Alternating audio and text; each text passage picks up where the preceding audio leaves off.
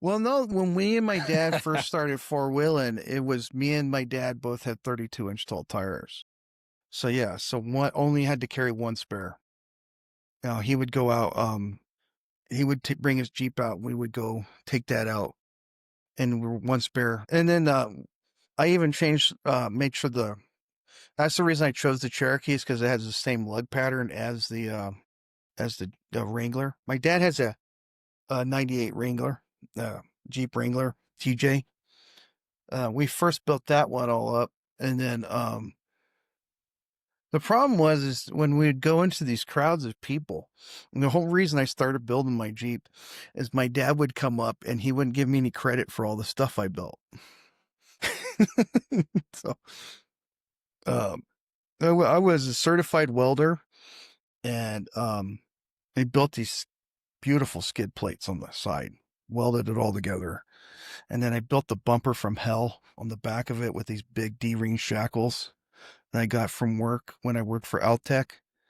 Built that all up, and then I took a ARB bumper from the wrecking yard. It was a wrecked bumper and cut it and rebuilt the whole bumper.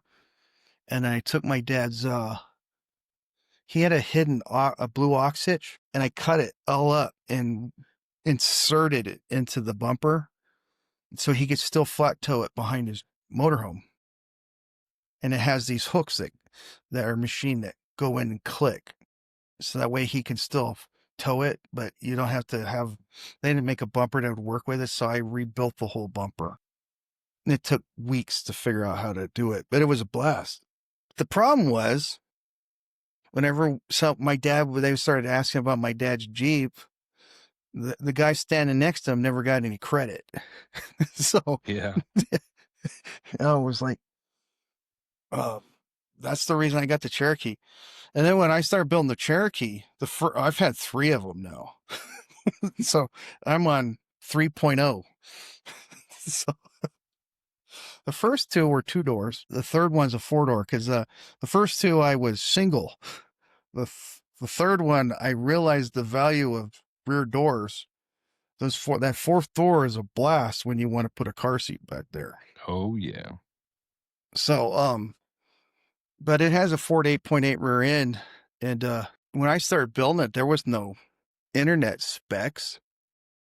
I went on to a book and looked up the specifications for all the different axles because I wanted to put a Dana 44, but everyone put Dana 44s in there and theirs, and they were super expensive, horribly expensive axle. So out in California, there's this place called Pick and Pull, so you can go out and disassemble it, and you get Yeah.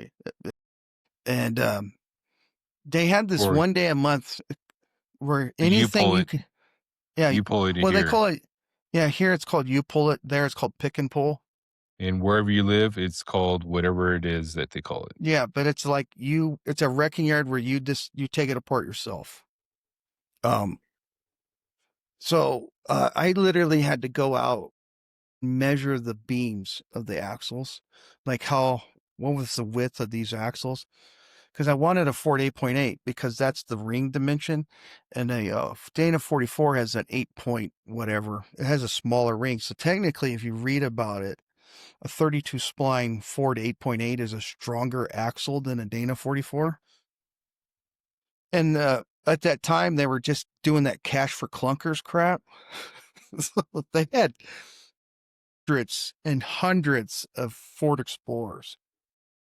So I went out and figured it all out and measured it. And then I had to figure out the bias and the braking because I wanted to have discs. It was all. It had to do with pen and paper and go through books to figure it all out. There wasn't like Grok to ask how you do it. Yeah. Well, how do I get this axle that's this? How do I, you know, it's because the Ford has a flange and Jeep has these where the Marcel universal joint goes in like a bracket.